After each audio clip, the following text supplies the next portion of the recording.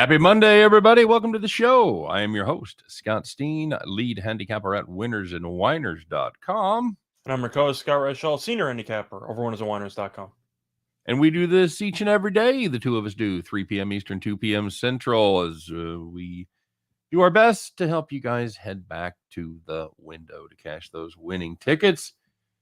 How'd your weekend go, buddy? Head back to the window a lot? Yeah, actually went pretty well. I won not one, but 2 play of the day videos. Who would have thought? I can't believe it. Outstanding. Outstanding. Well done, sir. Well Thank you. done. But I transitioned over to tennis a little bit over the weekend. That was nice. NASCAR on the show, I basically broke even. As for my personal plays, I crushed it. So that was good for me, but nobody cares because nobody else saw it. And I had the All-Star game under in the second half. And I know we both made money on that. Yep, we did. I mean, you very rarely get a kind of a mathematical edge like you do with the Elam ending in place. So, yeah, it's you played the second half, I played the full game, and we both got there. So the second half was especially funny because they put the line at 144, and I'm doing the math because, of course, as a gambler, that's what you're obviously doing, and you're penciling in the Elam ending. The leading team has to reach 24. And the team that's trailing has to reach, the target score, whatever. So it was a close game. I think it was a 1-point game at the half or something. And I'm just going through the math thinking, if they score less than 100 in this third quarter, which they had done the previous 2 quarters, right, then it's just a rocking chair. As long as they put up 90. As long as they're within, as long as it's a close game. Yeah, and it was a close game. So they put up 90, and it was a 1-point game. So I hit an auto-win rocking chair on the second half before the fourth quarter even was played. Yep. That's exactly right. And we were there. We were basically in the same spot as long as the favorites won. We were, because it was a 1-point difference going into the fourth quarter. We were basically there as well. So the only thing, you know who would especially love Elam endings, by the way? Elam? College basketball total bettors, because you can't go to overtime if there's no overtime. If there was a 50-50 breakdown of when I got hosed and when I didn't, I'd be fine with that. But it doesn't seem to go that way. It just doesn't go that way. Mm-hmm. Thanks, JB. Yeah. That's just, when I looked at the math of it, it just didn't make any sense. Bryce Multane, Steph Curry, the best 3-point shooter ever.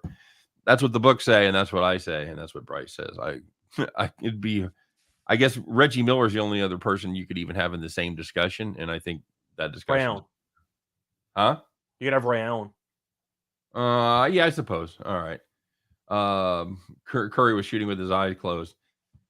Probably, and it's a shame that he shoots 100 times better than either one of us with his eyes closed, and we would fully open and all that. So it is good to be here, guys. Good to be back after a weekend. It's Happy President's Day, so congratulations to all you presidents out there. Go buy some towels. I think isn't that we used to, they have the white sale. You go buy sheets and stuff and towels. That's the big President's Day item. Beds, I think. I'll keep that in mind. I was not aware of that. Oh, there you go. Yep. Yeah, that's right. You could have had the 3 hit, and that would have been, yep. That's the only thing that they could have screwed us. So yep, totally agree there. Okay, so don't forget to like and subscribe. Let's get that out of the way if you haven't done it already. We appreciate everybody that's out there watching. Smash the thumbs up, and more presidents needed in your wallet. That's no shit. And some non-presidents too. You can keep your Lincolns and Washingtons. Just give me the Benjamins. Give me the Benjamins. That's what I'm looking for.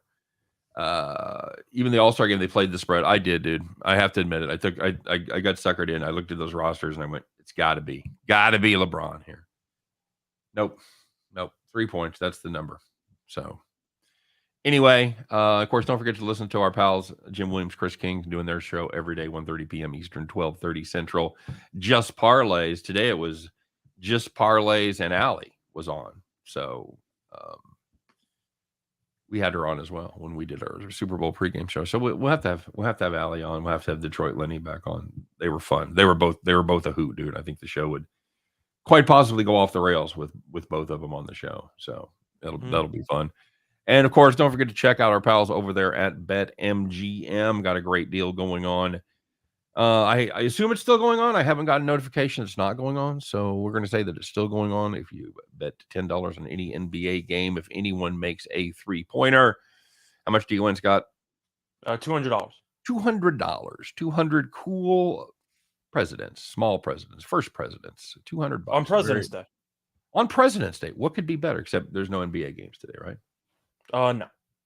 We're back tomorrow. Back Wednesday. I believe it's Wednesday. It might even be Thursday, but I'm pretty sure it's Wednesday. That's a good contract. All-Star game. The Yankees play on Thursday. Somebody's got to play on that one Thursday game coming out of the All-Star break for baseball. Anyway, let me actually see when they're coming back. BetMGM, get over there, make your bet. We got the links and we got everything set up in the show description. So go over there. Of course, you know where it's you have it. If you live in a state that has it, you have it. And of course, you must be 21 to play. Void where prohibited. And if you think you might have a gambling problem, make sure you do take care of that as soon as possible. It is Thursday, by the way. Thursday they're coming back. Scott, we're gonna have a baseball season this year. Delayed, but yes. Okay. They can't afford a lockout. Like they actually just can't afford it. Yeah. But I do think spring training is going to get thrown half out the window as a result. Yeah, and I think that was our prediction all along. You think they'll make opening day? I think they'll miss it by a couple of weeks. It's possible. The way that I see it is, it's one of those classic standoffs where both parties know a deal needs to be reached, and yet nobody wants to blink first. So they're both standing there like idiots. And then eventually the days are going to come by waiting for the other side to blink. They're not going to. And then they're going to have to get together one day for a 5-hour meeting and hash it all out. That's how it's going to go. Supposedly they're going to meet every day this week. So we'll see how that goes. And don't forget, guys, if you don't like and subscribe, Rochelle's going to have to get his own place. So, it's going to happen. It's happening already. So keep that in mind. Because now we're away from the shed. We got the backdrop back. So the shed did its purpose, man. I want to play. I had to go above and beyond to try to snap the streak. Right. The changing backdrop did its job. And now we're back. All right. Very good. Just like that. Definitely going to be a shit show of a season with pitching injuries. I don't disagree with that. It seems like nobody needs spring training until everybody starts going down with injuries in April. Are there rules about how the pitchers can actually prepare? I doubt they can report to the actual staff, the pitching coach and whatever, for workouts because they don't have a labor agreement, right? Right. So do you have to do all your stuff independently? Yeah, they can't use the team facilities. Now, I wouldn't be surprised if everybody on the coaching staff has a buddy that runs a we've got 4 or 5 of them here at training centers, which usually but Arizona also is pretty popular for that. Yeah, I bet Arizona's got a few of them too. So I bet they've all got hookups. You probably, I don't want to tell you officially, but you might want to go work out over here with my buddy, whoever. So I'm sure they're still doing their best to stay in shape. Of course, they wouldn't be pitchers and catchers. Would be reporting this week, I think, right about here. It's either this week or it was supposed to happen last week. Sometime soon. That's clearly not going to happen. Yep. Zach Vaughn talking about his beat on the Michigan-Wisconsin under 139.5 into that game was just a mess. Yeah, landed 140. Not a good time. That may come up again in the show too. So let's recap the weekend, Scott. Let's find out what happened, man. Let's find out, first of all, who's happy, who's sad, who's a winner, who's a whiner, who took it in the shorts, and who took it to the bank. It is time to reveal the Monday. Oh, it's got to be bad because it's a Monday, man. Hey, let's call the cops. All right, very good, Scott. Let's of course get it rolling as we always do in the NBA. No, I'm kidding. there was no beats in the NBA, but if you are in the NCAA, playing a pretty nice little Sunday slate there. Had some decent teams involved, and these are 2 of them. You had Creighton -1.5 against Marquette. Creighton hit 2 free throws to go up by 4 points with 4 seconds left. Marquette, God, it's the 3-pointer. At least they didn't foul him and go to overtime, but it was the 3-point floater, and it ended up when that went through the basket. 0.1 seconds left. Creighton wins by 1. Not good, Bob. So congratulations if you had Marquette plus 1.5. That was good. But if you had Creighton minus 1.5, time to call the cops. Is it worse if I mention that he banked it in from the wing on a floater? Oh, yeah, absolutely. Yeah, Okay. that certainly Because that makes it worse. happened. But Yep. if you had Houston and Wichita State under 133.5, probably the worst beat of the entire weekend. You only had 112 points in regulation. Man. Even number. You've seen the story before, 56-56. All right, we can take one But overtime. yeah, you're 24 points clear, 23 points clear. You're good. Right? Right? They put up 20 in overtime, so you're Okay, fine. You cool. win. All right. 66-66. Oh, God. You're going to double overtime. Game landed 150. That's pretty rough. Nope. And because we weren't on that, you could not survive double overtime. Sorry, guys. And finally, back to the Big East we go. If you had Providence Butler under 129.5, 128 in reg. 64-64. There you go. They were able to do it in the overtime period. Game landed 141. Sorry, Providence Butler. If you had under 129.5, time to call the cops. College basketball where a lot of unders go to die. Yep. Mhm. Now, there was some good news out there, Scott. And you know who you are. You were sitting where you wanted to be sitting. You had a nice, easy victory. Maybe you even had an under that cashed easily. But whatever the case may be, you were sitting in the rocking chair. So the first one in hockey, if you had the Sabres and the Blue Jackets over 6.5 goals, 4 goals in the first period, 4 goals in the second period. They only put up 2 in the third, so I guess that might make you feel better if you were an under better, but no, the game went over by handily, landed 10. If you had Northern Iowa -2 against the Bears of Missouri State, Northern Iowa led by 16 at halftime. Hey, Missouri State, you're going to get your shit together in the second half? We are not. Northern Iowa wins by 20. Congratulations.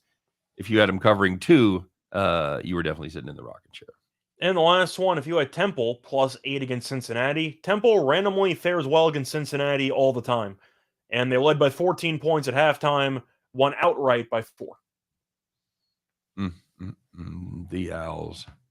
So, I've been working on my algorithm, right, for the college. Oh, God. Total. You and the Fields medal. Damn algorithm. So, here's the deal. I had a shit ton of plays over the weekend. The overs, it was printing money. 17, 2, and 1 to the over. That's how I did. Okay. Pretty good, huh? How'd the unders go? Not so good. Not so good. The unders, we went 3 and 9. Okay, so toss the unders out and keep betting the overs. Yeah, the weird thing is, and this is the part that worries me to try to get any consistency, the week before, it was the unders that were more consistent. So bet the unders and don't bet the overs. I mean, you got to look at it net-wise. So if you bet every play on the system, you still made a boatload of money this weekend. Correct. I still ran 57% when all was said and done. So, and it's been successful since I started doing it, and not just started doing it public, because I tracked it for 3 weeks before I unleashed it on anybody. And I gave out 8 premiums with it for the system, Scott. 4 overs, 4 unders. All 4 overs hit. 3 of the 4 unders lost. So but still 5 and 3.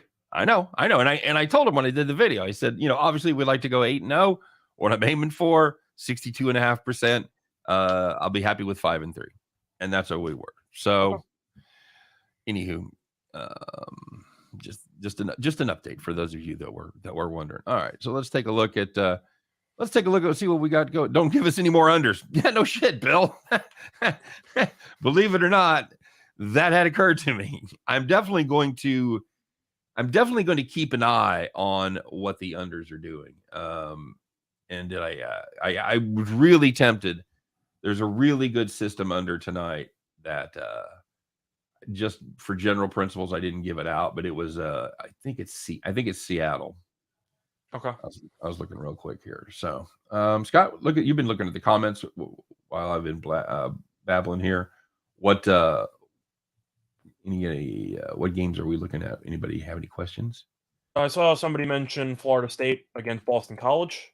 They were mentioning the total in that one, looking at the over I'm actually looking at the side more in that game. I know Florida State has been pretty underwhelming this season, 14-12, but they're currently favored by 1 against Boston College. I like the Seminoles in that game. I think Boston College might be the worst team in the conference, or at least bottom 2, bottom 3. Florida State, I think, is just the better team. So I'm looking at the Seminoles, even though I am aware their road numbers are not exactly good straight up in ATS, but I think we'd agree they're better than Boston College. Would we agree on that?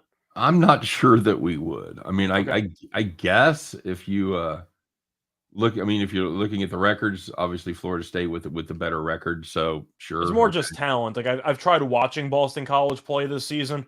Yeah. Florida State's at least had some moments. They beat Duke. They beat Miami. They've won some games. Boston College is just bad at basketball. Like, they could win because they're at home, obviously, but this line does seem a bit short, in my opinion. Okay, fair enough. And I can see that because they've had some bad losses. They've had a 9-point loss to Syracuse at home. 5-point Boston loss College got swept by Syracuse, right? Georgia Tech. Yeah. Well, yeah, very true as well. For me, I'm not going to get involved in this. If you've chosen Florida State, God bless you. As far as the total goes, Boston College, to me, that's a team that bleeds points. I think they're going to give up 71 to 73. So, in your eyes, where does that put Boston College? How many Boston College going to score? Oh, God. I got no damn idea. I mean, to me, that number seems pretty close. If you've got Florida State in the low 70s and your total is 136.5, I'm not getting involved there. I think I'm just looking at a Florida State team total over. I just feel like if they're going to win, they're probably going to score 70 plus. So I would just go from that approach. Okay. Yeah, don't hate that.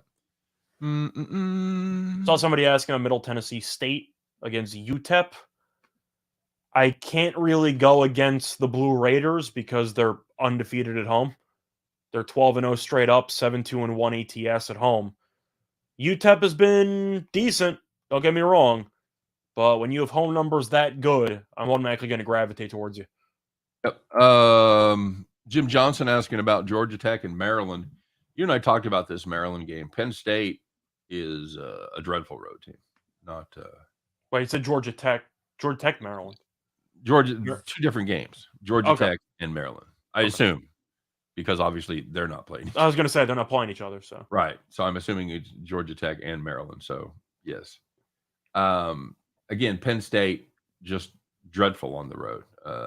2-8 straight up. They average 60 points a game. Maryland has been wildly inconsistent. We've seen them come through for us a couple times, and we've seen them absolutely jump up and. In fact, wasn't that the play that got you off the schneid? Yeah, I had Maryland against Nebraska, and Maryland kicked the crap out of them. There you go. But having said that, this Penn State team, for the most part, I don't want any part of them on the road. I'll take Maryland there. Georgia Tech, Scott? I'm not interested in Georgia Tech. I agree with you about Maryland, but for the Yellow Jackets here, Syracuse actually been playing better lately. They couldn't have really played any worse, but Georgia Tech's also a bit shorthanded. Going to be missing Devon Smith. He's out with a concussion. He's not a great player. He's averaging 5.7 points per game, but Georgia Tech is kind of offensively challenged to begin with. You're missing another bench guy. I'm not exactly a fan of that. We know Syracuse's zone defense typically, at least the last couple of years, gets better as the season goes on. I don't want to say Syracuse has turned a corner, but they're definitely playing better. I'm just going to take Syracuse in the carrier. You? What's my number there? About 8.5. 8.5. That's wow. It seems big, but Georgia Tech is so bad. Yeah, that seems just a little. Yeah. I wouldn't bet it, but it's my personal lean there. I just think Georgia Tech is an abysmal basketball team. They're not ideal. Although, if you look at their spreads, 9.5 point spread against Virginia, they lose by 10. 8-point spread against Miami, they lose by 9. They're not covering. Means they're going to lose by 9. That's what that means, right? Yeah, I mean they stepped up against Boston College and they beat Pittsburgh, but we've seen that Pittsburgh team really struggle at times. I'll lean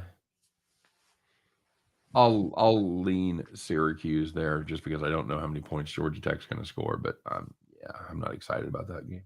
See, Rowan, you can make an argument that Syracuse might be looking ahead, but Syracuse is 14-12.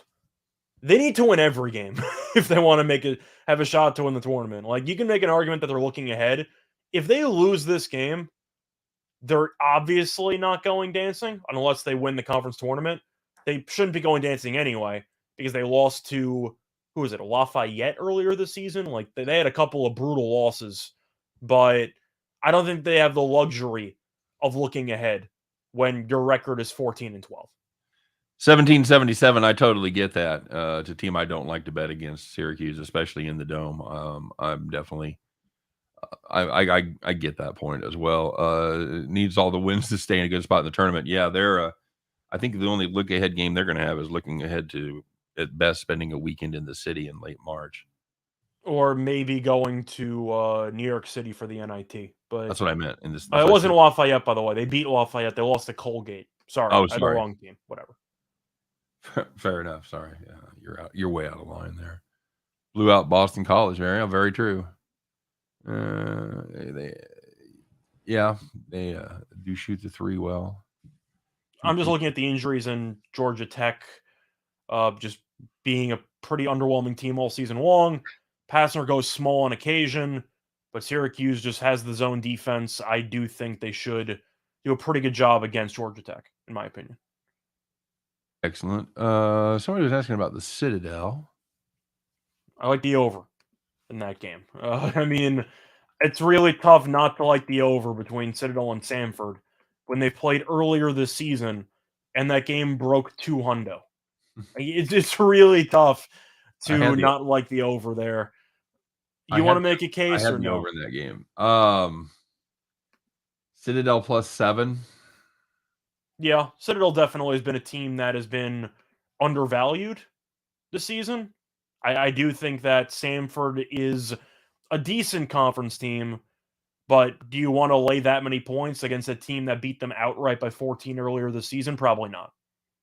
Yeah, they are. They're wildly inconsistent. They're a very frustrating team to try to get a handle on. But they do have they've got a real player there in Hayden Brown. Mm-hmm. I'm kind of a fan. He leads the team in scoring almost 19 points a game, and shoots really well from the field. I'll take the points here. It could go badly the other way because Citadel has had a tough time scoring against some teams, but Samford isn't usually one of those teams. These I've said it before. These teams play defense like I view the salad bar. Like don't really want any part of it. So like I acknowledge it's there, but I'm not interested. Yeah, I see it. I understand other people do it, but for me, not so much. So. Yeah, I'll take the Bulldogs there. That's fine. 158. Want to get involved there? Over. First game landed 200 in regulation. How am I supposed to take an under? You know, take a contrarian play there on that. I'm rooting for you, but no, not really. You might. It sounds like a hell of an idea until you see 92 points in the first half, and suddenly you realize that you've made a terrible mistake. Yeah, and then I've certainly had that feeling before when you try to be too clever by half or whatever. You just fucking out clever yourself into a loss. Let's take a look at a couple things we need to talk about here, Scott. As one of them kind of fun, one of them kind of not so fun. So, but one was fun, but in kind of a sad way. But it was still entertaining. Yeah. Okay. You know what? Let's start with the good news. Let's find out who made some people some money. Not necessarily us, but definitely made some people some money out there. Some people that are way smarter than we are about this particular topic. Let's find out who it is. You were warming up earlier before the show in the green room, Scott. It's time for today's gambling hero of the day.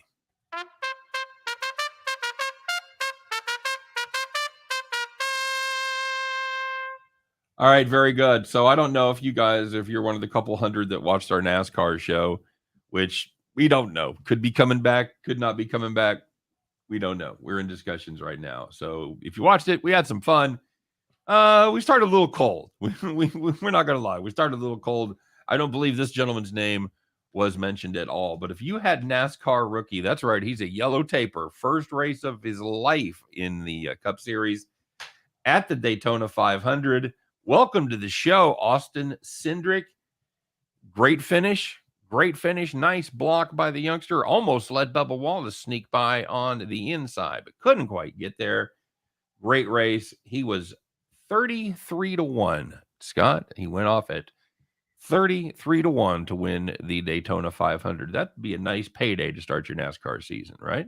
No, it would be. I thought it was a pretty fun race. Truth is, Keselowski was crashing half the field the entire time, so that was a mess. I feel like Kyle Busch was involved in like every accident, but he still managed to finish the race. So I'm actually going to give him props on that because I saw the M&M car involved in like 3 separate wrecks, but he just kept pushing.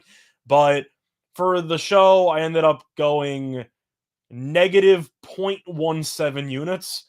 So I basically broke even. Personally, I crushed it, but nobody cares. I had a local that offered me other matchups, manufacturer props that I couldn't find. So my race went well. As for the show, I basically broke even. All right, very good. Zach, I did not have Cindric winning, unfortunately. That did not happen. No, we did not. So, yeah, good time, good race. For me, the jury's still out on the single lug nut tire or the single lug nut wheel. Couple of tires went flying away. 2 fucking wheels and tires rolling down the track. So maybe some tweaks there.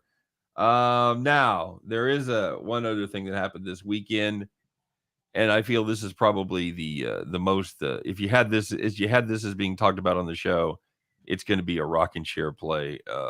Scott, let's surprise absolutely no one at all as we reveal today's donkey of the day.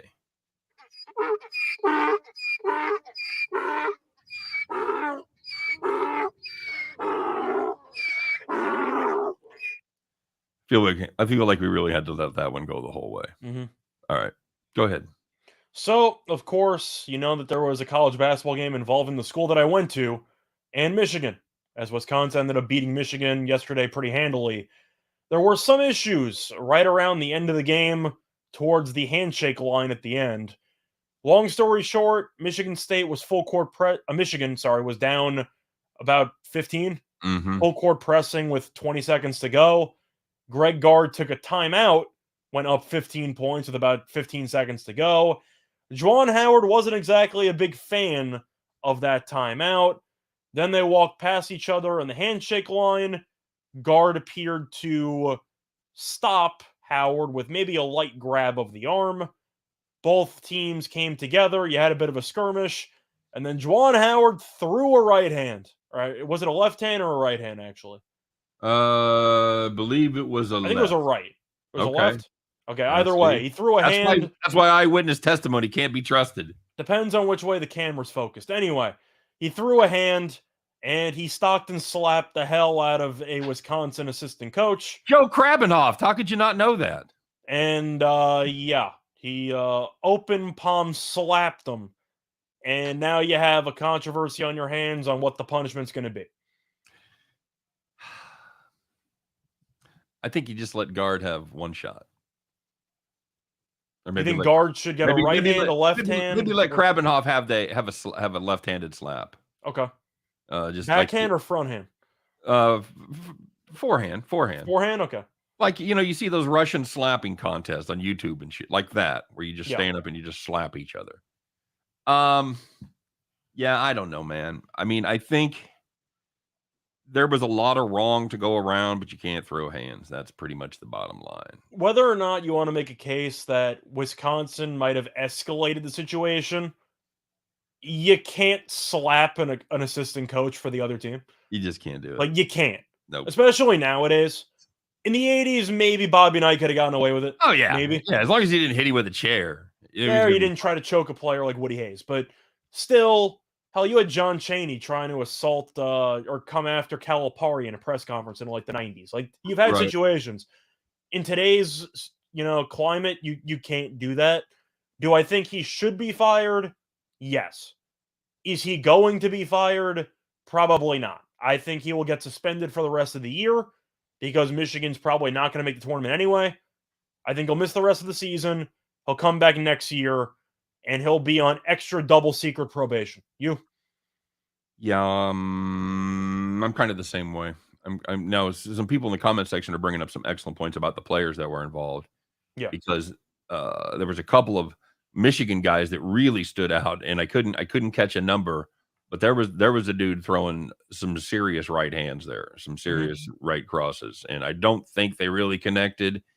But I agree. I think it's probably going to be at the minimum, and it's a rest of the year suspension. I don't think, because it doesn't seem to be like a pattern of events or anything like that. It's a second issue with handshake lines. I forgot who the first one was. I want to say Ohio State. Was it with Woody Hayes? Holtzman last year, I think. Okay. Maybe. I know that this definitely wasn't the first time he's had issues with an opposing coach.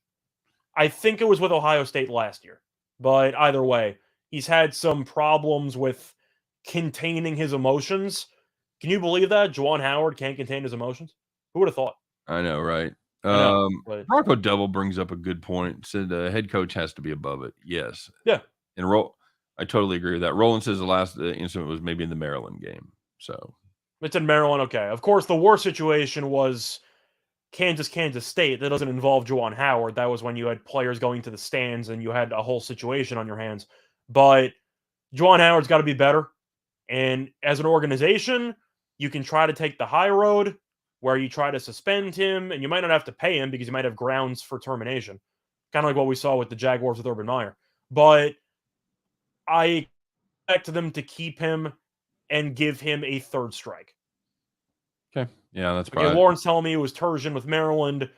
It was red and white colors.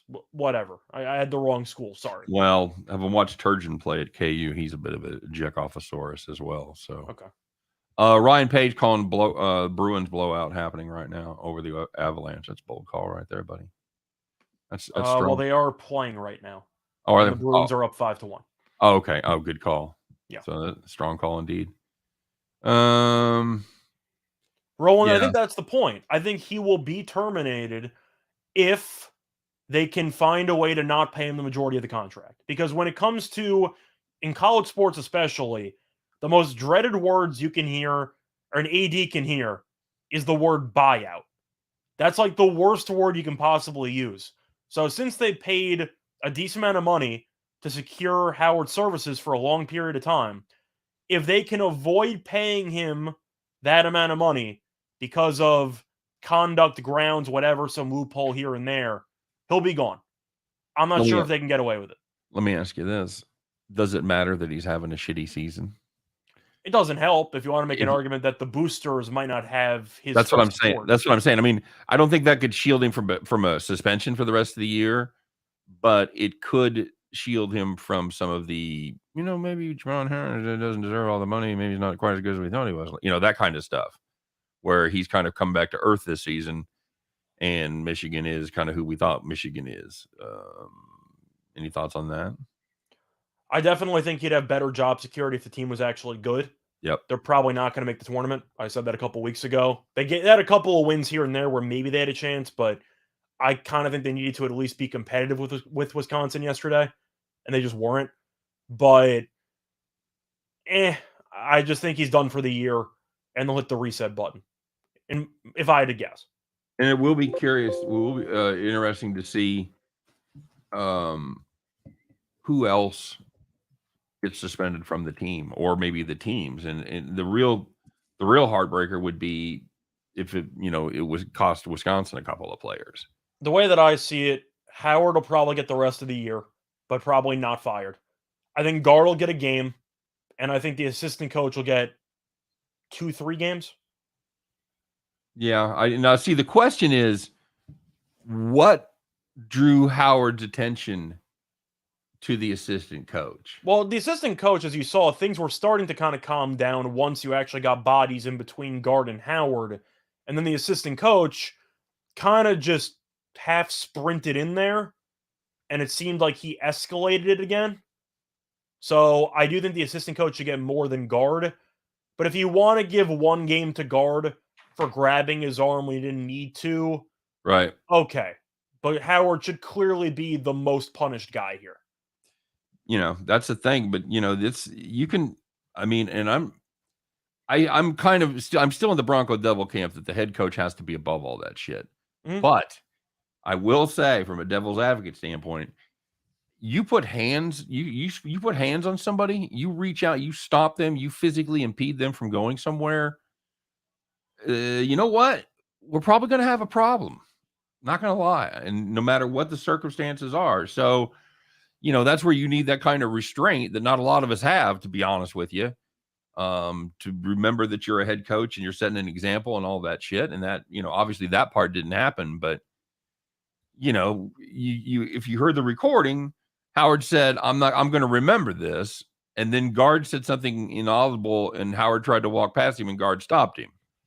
Well, I'm So, assuming, though, that if you say you're going to remember this, guard's got to also keep in mind what does that mean for future meetings. So I do think it's understandable if guard wanted a bit of clarification on what Howard was referring to.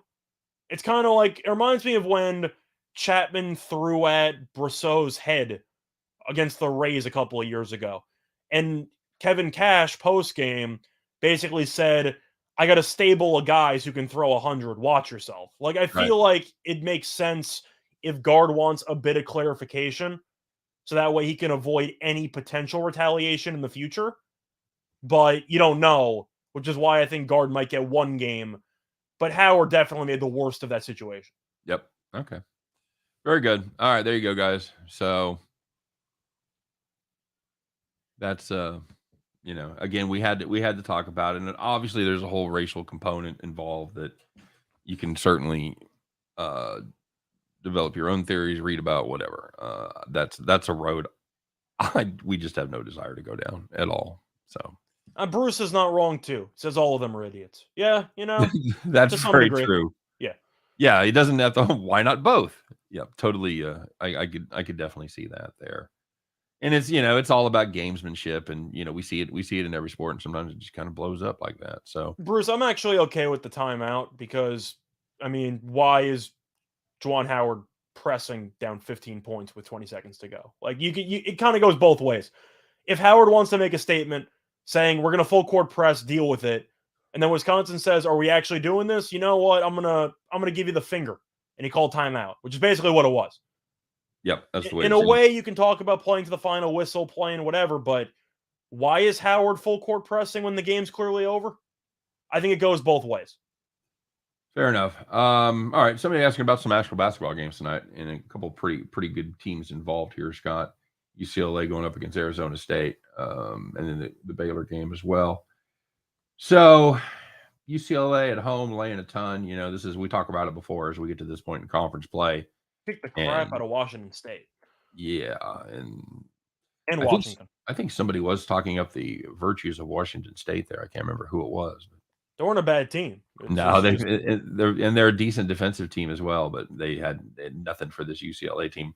Nobody from the state of Washington has had anything for this UCLA team. So, do they keep rolling, Scott? Do they make it a three-peat there at home, Arizona State? I don't know, maybe a half a step up from Washington State. Washington, although they did get whomped by Washington on the road, so. I'm going to go with UCLA here. It I, seems like a good revenge spot. I just, because of course they lost the first meeting in, was it double overtime, triple overtime? yeah. So I think they'll do better here. Arizona State definitely been better at home than on the road. But UCLA seems to be hitting a gear. And Arizona State, of course, is still not a very good team. it seems like a very good revenge spot for UCLA. Yeah, they've won 6 home games in a row by 16 or better, 5 of them by 20 or better. So they're not afraid of beating the shit out of people at home. I'm not stepping in front of the Bruin situation there. And Baylor, Skeeter. I think they should take care of business against Oklahoma State. It's also a revenge game. Oklahoma State went into Baylor and pulled off a shocking upset there, but they beat Kansas State in overtime last game. Oklahoma State lost previously to Kansas. They lost to TCU. It seems like they beat the teams they should beat, but they struggle against the higher up teams with the exception of the Baylor upset there. I think it's another revenge spot. I like Baylor. I think they'll take care of business. If Baylor won the first meeting, I might be tempted to go with Oklahoma State, but they didn't. So I'm going to go with the Bears. Yeah, Oklahoma State blew them out there in Waco, which was just bizarre. 27-point swing on the line. So, yeah. Again, this Oklahoma State team looked good against K-State, but K-State slightly above average, not nearly the quality team, obviously, that Baylor is. I will, you know what? No, too many points. Give me the Cowboys. Okay, fair enough. Give me the Cowboys. As far as the total goes, I do like the over in that spot. I think it might be correlated. I think if Oklahoma State's going to cover, I think it's going under.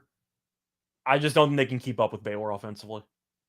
No, they're gonna have to slow it down and play defense, and I think that's what's gonna happen. So I think if you want to go correlated and you can take an Oklahoma State with an under, I don't necessarily mind that if you want to try to go for a boosted payout. But if Baylor gets to, let's just say, 70, are we sure Oklahoma State's going to get to 66?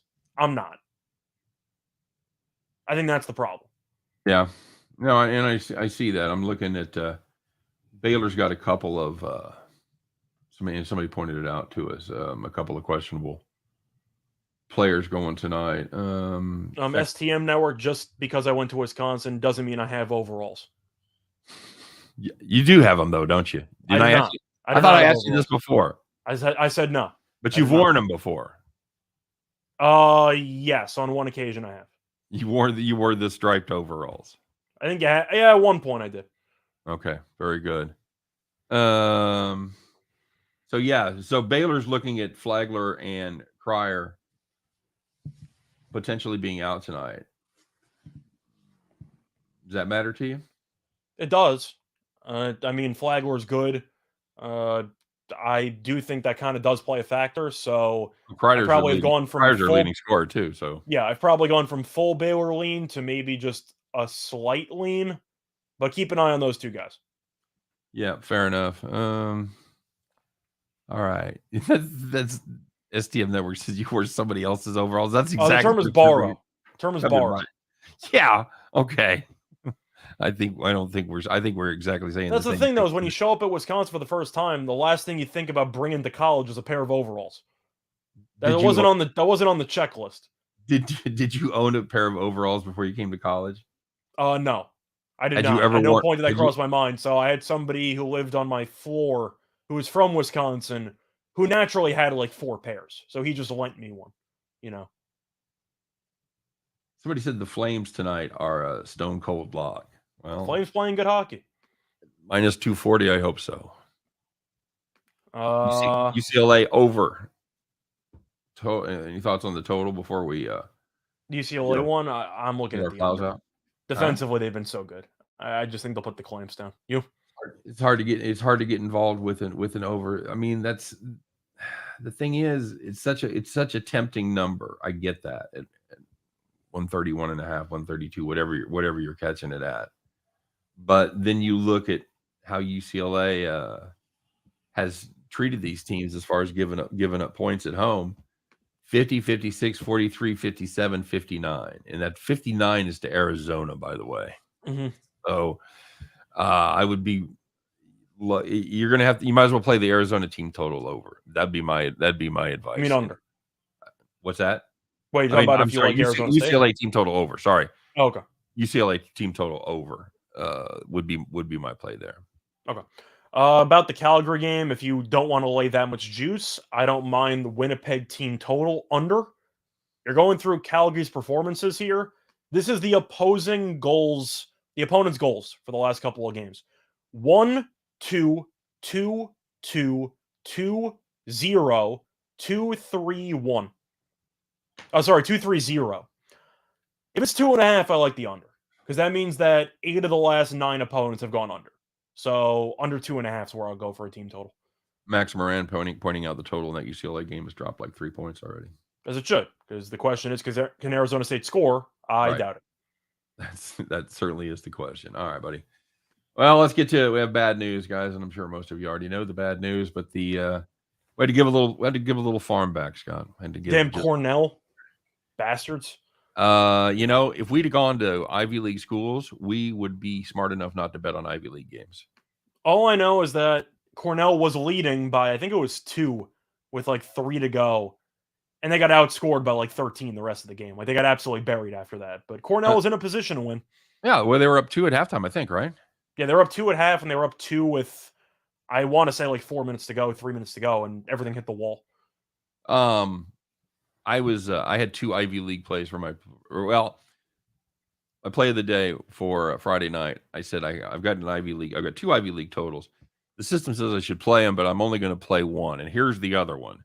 So don't play that one. It was Princeton. It was a Princeton under. I'm guessing you lost the one you gave out, but you won the one you didn't give out. Seen this movie before, huh?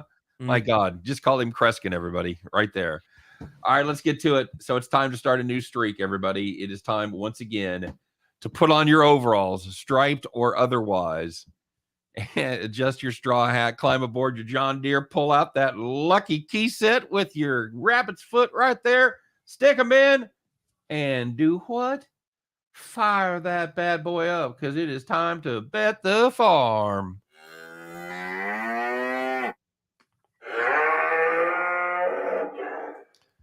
All right, very good. We do have a farm play from the farmland out there in Indiana, and it is going to be Valparaiso. Talking about team totals, we're going to take Valparaiso team total over 66.5. The Beacons, that's right, they're the Beacons. No longer the Crusaders, kids. I missed the Crusaders name. I know. I get it. It was so good. It was so good. Beacons average 71.5 points per game overall and 68.9 points per game in conference play. Meanwhile, Evansville, hey, did they play any defense? Not so much. They are 212 in. Wait, did you play the music? What's that?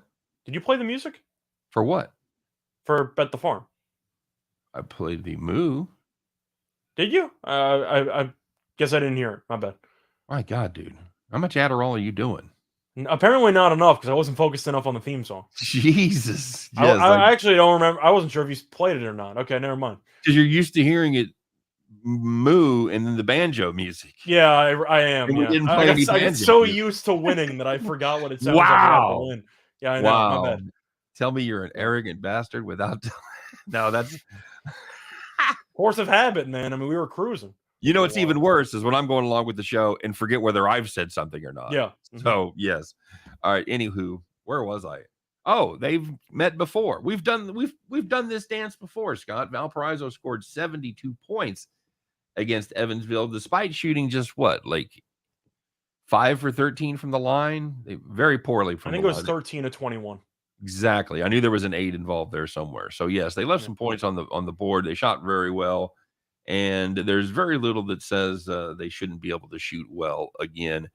The numbers have been trending up in Valparaiso's game. So even if Evansville will try to slow the game down, spoiler alert, they will try to slow the game down.